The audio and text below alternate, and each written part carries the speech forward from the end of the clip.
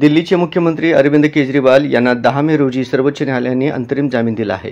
त्यानिमित्त सोलापुरात आम आदमी पक्षाच्या कार्यकर्त्यांनी जल्लोष साजरा केला। सर्वप्रथम छत्रपती शिवाजी महाराज, डॉक्टर बाबासाहेब आंबेडकर, शहीद आझम भगत सिंग यांच्या प्रतिमेस पुष्पहार अर्पण करून अभिवादन करण्यात आले। त्यानंतर शहरातील सर्व प्रमुख पदाधिकाऱ्यांनी आपले मनोगत व्यक्त केले आणि मग फटाके फोडून सर्व पदाधिकाऱ्यांनी एकमेकांना मिठाई भरवले आणि परिसरातील सर्व नागरिकांना देखील मिठाई देण्यात आली।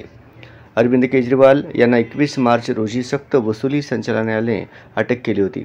या अटकेच्या निषेधार्थ सोलापूरमध्ये आम आदमी पक्षाने काढलेल्या मोर्चाप्रकरणी पोलिसांसमवेत बरीच झटापट झाली होती। मात्र आता केजरीवालांना जामीन मिळाल्याने पक्षाचे पदाधिकारी, कार्यकर्ते आणि समर्थक मतदारांमध्ये आनंदाचे वातावरण आहे। तसेच हुकुमशाहीच्या विरोधातील ही लढाई आणखीन तीव्र करू आणि देशाचे संरक्षण करू। आमचा वाघ बाहेर आलाय।